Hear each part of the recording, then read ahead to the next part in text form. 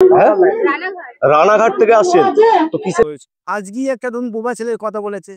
বোবা ছেলে যে জন্মগত ভাবে কথা বলতে আহত হয়, মায়ের আশীর্বাদে কথা বলেছে। 6 বছরের বাচ্চা ছেলে, না বসতে পারছে না দাঁড়াতে পারছে, বসতেই পারছে না, তা দাঁড়াবে কি? তখন এখান থেকে মায়ের শান্তি জল দিয়ে এবং মাথায় ত্রিশূল ঠেকা মারতে সে আস্তে আস্তে আস্তে আস্তে পাগুলো সোজা করে বসতে পারছে। মায়ের যে নামটা শুনেছেন এখানে, মায়ের কাছে কি মনস্কামনা? মায়ের কাছে আমি ঘুরতে যাচ্ছি, মায়ের কাছে মনস্কামনা করলাম যেন মা যান, আমার ব্যবসা যেন চালু হয়। আমি বলছি আমার একটা ভাইপো হার্টে ফুটো হয়ে গেছিল, তো ওনাকে আমরা নার্সিংহোমে নিয়ে গেছিলাম। তো নিয়ে যাওয়ার পরে ডাক্তারবাবু বললো অপারেশন করতে হবে। শাশুড়ি একদিন বললো, আমরাও বললাম যে চলো কালী মায়ের মন্দিরে যাই। তো আমরা খুঁজে খুঁজে এখানে এসেছিলাম, আসার পরে দেখলাম ছেলেটা ভালো হয়ে গেল। জয় কৃষ্ণ কালী মায়ের জয়। কি রয়েছে এই নামের মহিমা? কেনই বা হাজার হাজার মানুষ ছুটে আসছেন এই মায়ের মন্দিরে? কি রয়েছে এই মায়ের অলৌকিক ঘটনা? সবই জানাবো আজকের ভিডিওর মাধ্যমে, তাহলে দেখতে থাকুন আজকের ভিডিওটি। জয় কৃষ্ণকালীর মায়ের জয়, এই একটা মন্ত্রই সেরে উঠছে অনেক বড় বড় রোগ, আর এই এক মন্ত্রই পূরণ হচ্ছে বহু ভক্তের মনের ইচ্ছা। জয় কৃষ্ণকালীর মায়ের জয়, এই মন্ত্র জপ করে বহু মানুষ হচ্ছেন উপকৃত। হ্যাঁ বন্ধুরা, এই মুহূর্তে আমি আছি কৃষ্ণকালী মায়ের মন্দিরে। কিভাবে আসবেন, কোথা থেকে আসবেন, বিস্তারিতভাবে সবই জানাবো আজকের ভিডিওতে। তাহলে চলুন শুরু করা যাক আজকের ভিডিওটি। নমস্কার বন্ধুরা, আবার আজকে বেরিয়ে পড়লাম নতুন গন্তব্যের উদ্দেশ্যে। আর এই মুহূর্তে রয়েছি শিবাইচটি স্টেশনে। আর আজ তো বৃহস্পতিবার, আজকে আমার ছুটির দিন। আপনারা জানেন আমি রাস্তার ধারে একটা ছোটোখাটো ব্যবসা করি, সেই কারণে সময় দিতে পারি না। তো বেরিয়ে পড়েছি আজকে বৃহস্পতিবারে বর্ধমানের উদ্দেশ্যে। আজকে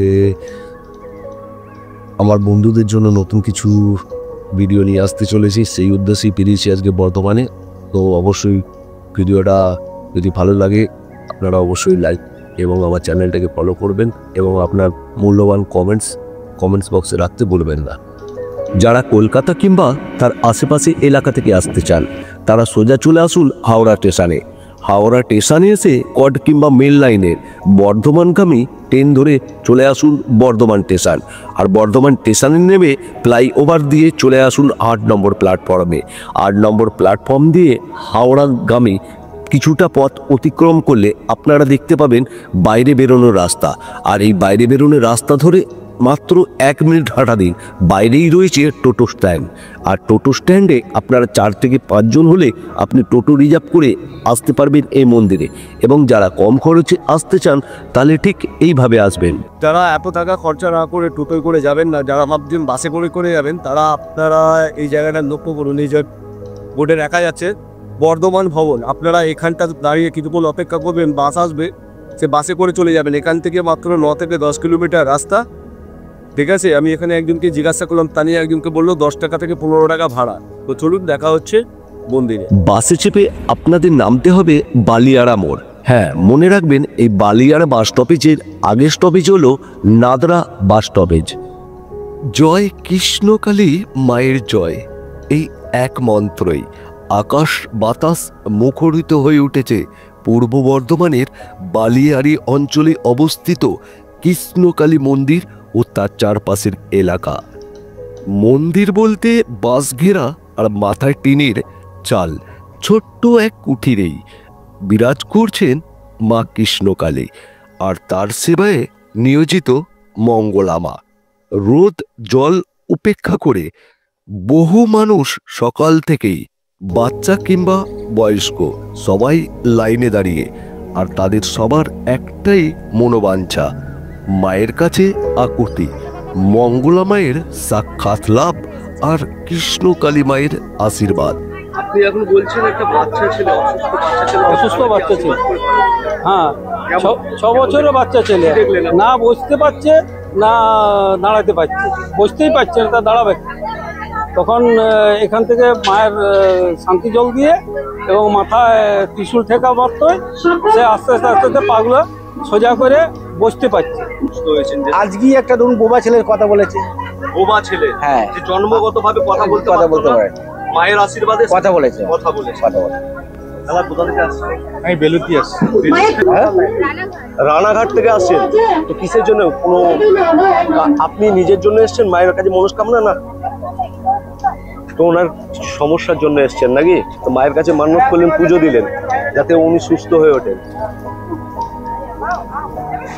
তো এখানে কৃষ্ণকালী মায়ের কাছে শুনেছি যে এখানে কোনো এইভাবে অসুস্থ মানুষ এলে সুস্থ হয়ে ওঠে।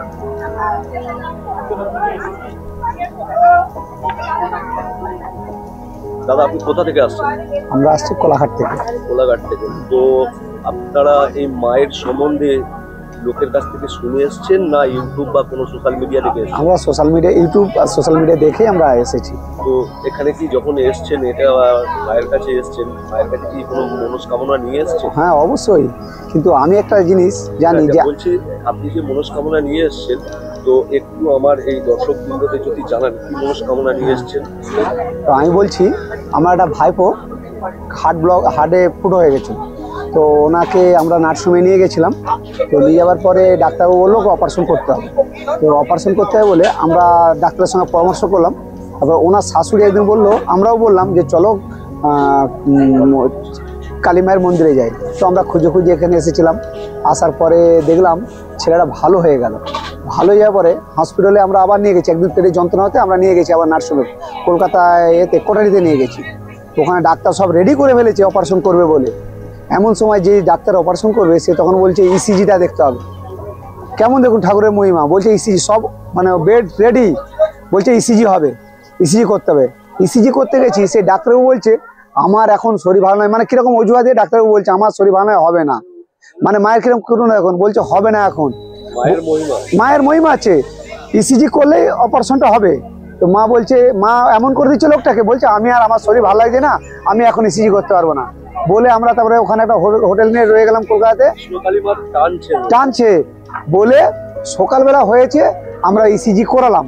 করাবার পরে আমাদের মনটা লাগে যে হার্ট ব্লক হয়ে যাবে, মারা যাবে। তো সেই সময় তো যে ডাক্তার দেখবে সে বলছে আরে তো হার্ট তো ভালো আছে। সেই ছেলে এখন এসেছে, দরকার আপনাকে দেখাতে পারি আমি। সেই ছেলে এখন ভালো আছে, খাচ্ছে দিচ্ছে খেলছে, মায়ের কাছে 3 বার তারা চলে আসলো। এখন ছেলেটা খুবই ভালো আছে। মায়ের নামটা শুনেছেন, এখানে মায়ের কাছে কি মনস্কামনা? মায়ের কাছে আমি ঘুরতে যাচ্ছি, মায়ের কাছে মনস্কামনা করলাম যেন মা যান, আমার ব্যবসা যেন চালু হয়, আমি আমার মায়ের মায়ের তো এখানে অনেক ভক্তি আমি শুনেছি, তারপর অনেকের মুক্তি শুনেছি যে এখানে নাকি মায়ের কাছে মানত করে পুরো নয়। আমরা শেষ করে আমরাও মানত করে মায়ের কাছে এলাম, পুজো দিলাম। মা নিজের হাতে শাড়ি দিলেন একটা, মা নিজের হাতে দিয়ে করলেন, শাড়ি নেওয়ার জন্য বললেন। এটা কি প্রথমবার আসা? আচ্ছা বললেন হ্যাঁ, যেন আবার পরের বার জয় কৃষ্ণকালী মায়ের জয়। এই একটি মন্ত্রের জাদুতেই ভক্তদের সব সমস্যার সমাধান হয়ে যাচ্ছে। আর এখানে এসে দেখলাম কোনো দক্ষিণা বলে কিছু নেই। কোনো দক্ষিণা দাবিদার নেই। কত গরিব মানুষ আছে তারা দিতে পারে না, তারা চলে যান।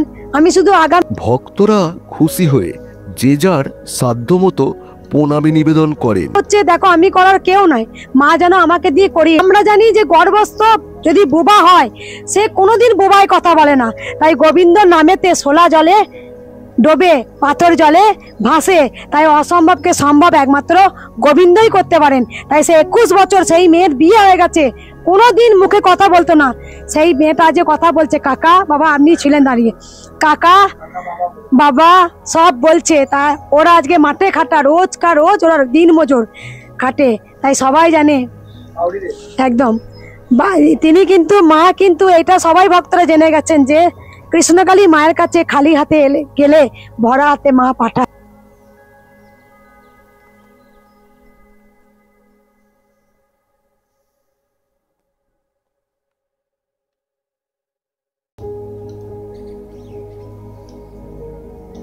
মন্দিরের প্রবেশ পথে দুধারে যেন চাঁদের হাট। রাস্তার দুপাশ ঘিরে বসেছে বিভিন্ন দোকানপাট, নানান সামগ্রী থেকে নিরামিষ ভাত খেলে সব এইদিকে আসবেন। পুরেই দিকে 3 রকম সবজি, ডাল, চাটনি, পাঁপড়, পায়েস, আবার একটা করে বেগুনি তার সাথে বলবে। বৃহস্পতিবারে মঙ্গলবার অফার দেবো আমি। দেখা দেখা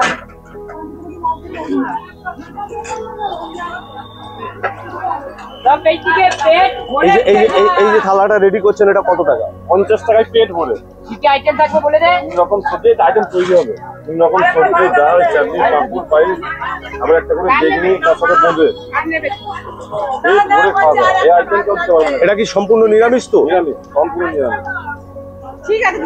আপনারা দেখতে পাচ্ছেন যারা মায়ের কাছে পুজো দিতে আসবেন, আপনারা এখানে এলে এই দাদার কাছে আপনারা 50 টাকায় আপনারা পেট পুরে খেতে পারবেন সম্পূর্ণ। অর্থাৎ যারা যেমন খেতে পারবে। পরে কি ভাত, পরে কি ভাত নিয়ে পয়সা লাগে? সব ফ্রি, কোনো পয়সা লাগে না। যতক্ষণ পেট ভরে না ততক্ষণ খাবে। যত একজন যত খুশি খেতে পারবে, যতক্ষণ না পেট ভরবে।